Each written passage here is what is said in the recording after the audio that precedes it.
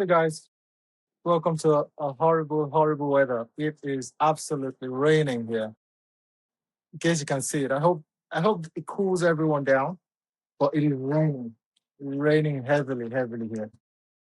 But I'm on a break, so every time I'm on a break, I talk to my customers. I talk to my customers a lot. So one important point I want to talk again. I'm the CEO of Orukka.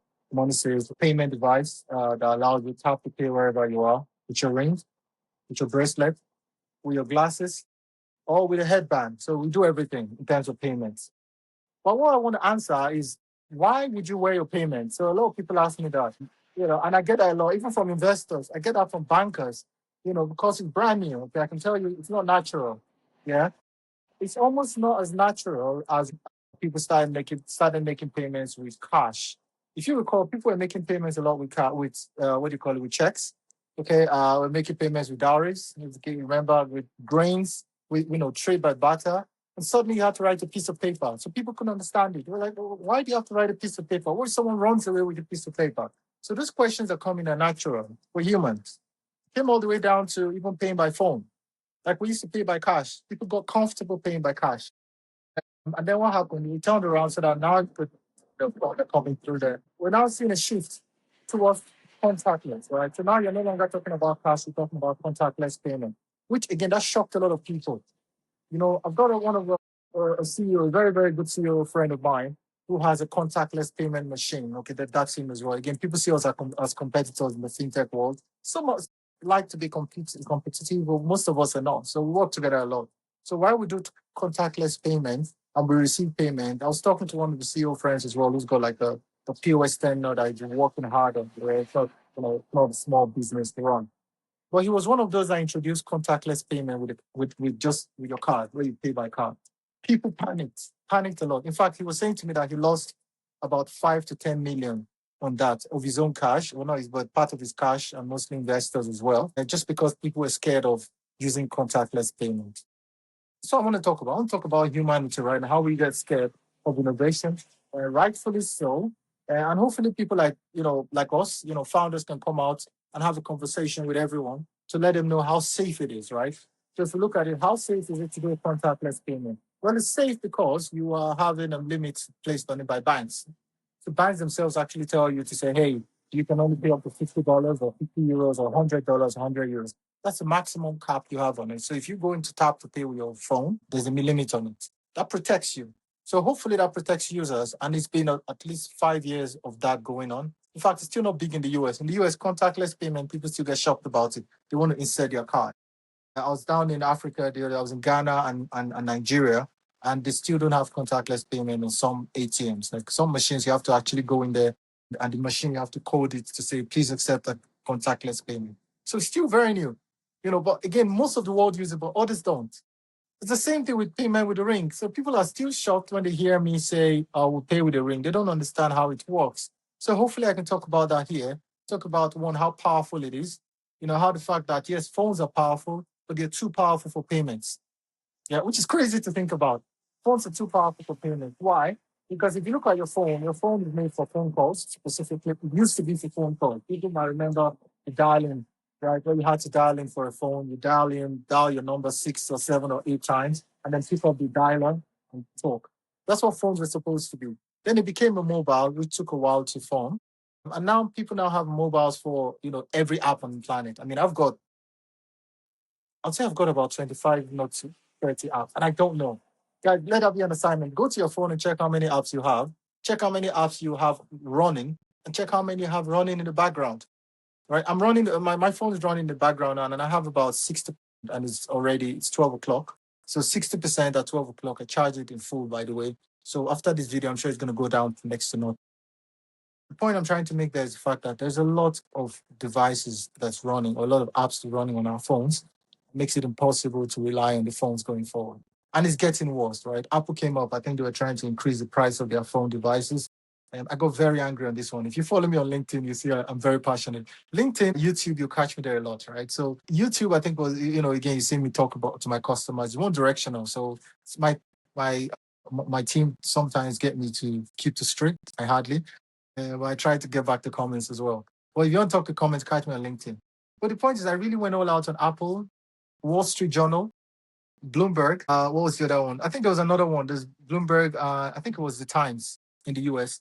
And these guys were praising Apple and saying, yeah, Apple is true. The price should go up because of price of chips. I'm like, that's the most silly, like downright. I mean, in fact, I think Apple paid them for those public or those press release, which I think is not fair on users, right? Apple is already charging a lot of cost, and Google is charging a lot on phones, and yet the battery life on these things are horrible, horrible. I mean, it can barely last the whole day these days. And now compare that to a ring that you can tap to pay. So I've got a fitness and a payment. This is a fitness in there, and it has a Mastercard chip as well. The Mastercard chip is on the inside. Oh, this is a Visa chip actually. So Visa Mastercard is about the same. You can also pay in the same place. They're on the same network. So the Mastercard Visa chip is actually how you make payments. The health ring, I use that to track my fitness on and payments on the same device. Even with this lasts easily 4 or 5 days. Yeah, we're trying to bring that number up as well. So what that means is the fact that if you go out for a day or two, if you go to a concert, if you go up traveling, I always go hiking just around up there. So you go hiking through the village and up to the mountain for a whole day. This is going to work. This works everywhere compared to your phone. By phone, I mean I the other day I drove up from the London to Scotland. By halfway point, our phones were dead because we didn't bring a charger. We started to panic because we rely on it for our sat nav.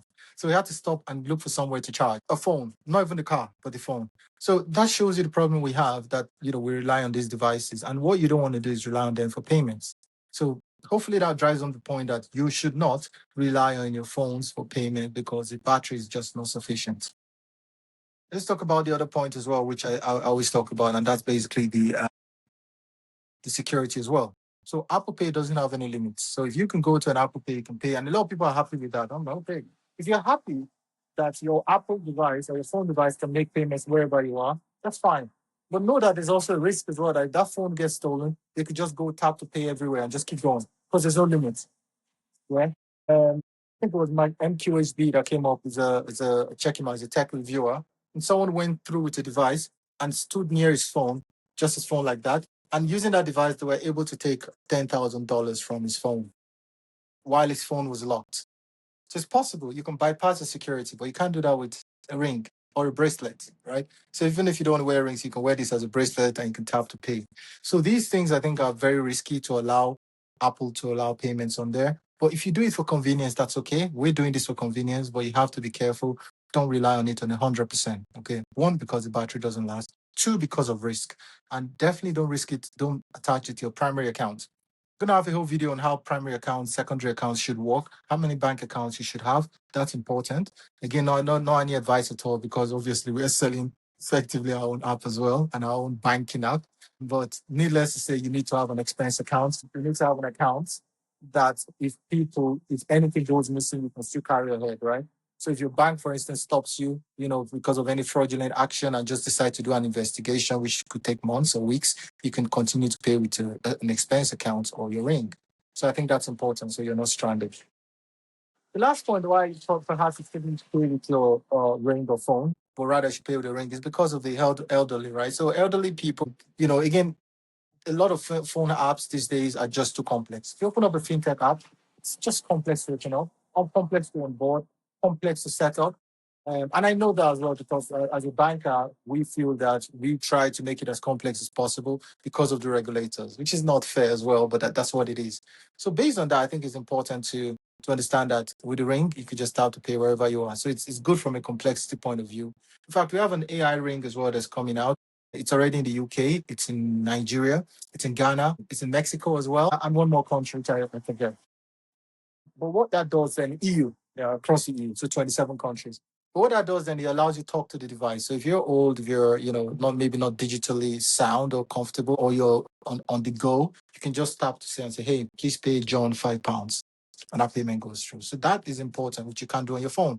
Because on your phone, you need to first open up the app, you need to set up a limit, you need to set the pins and things like that. With the voice, you can do a voice and use AI to convert that voice. So it's very, very exciting. And I would like to think, hopefully, everyone watching this, if you watch up to this angle, firstly, you go out and make sure your phone, at least on the Apple side, is secure. And number two, you go get a wearable. Okay, it doesn't have to be from us. So we have the most, right? We're like the Amazon of wearables. So we've got like a ring. We have a black, gold, silver.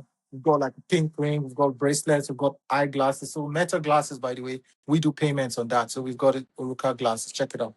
Orukka glass page.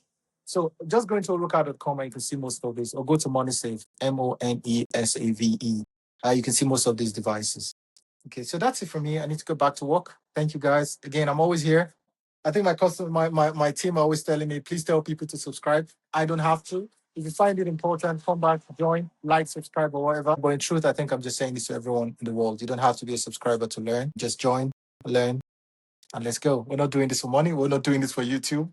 We're not doing this for social media clout. Definitely not. We're doing this to spread awareness on what payment rings are, what fitness rings are, and how these are more secure, actually, believe it or not, especially as they're waterproof. I forgot to say that as well. You don't want to go swimming with your phone. You don't want to go swimming with your wallet, but you can go swimming with this. The wooden one, actually, I go swimming with this one as well. So I go swimming with this, no problem. But you have to be careful with it because it's treated chic wood. So with this one, I think it's important just to watch out for that. But we have various forms of payments. So that's for now. I have to get back to work. It's been a good break, and I'll talk to you in the next one. All the best. Cheers. Bye.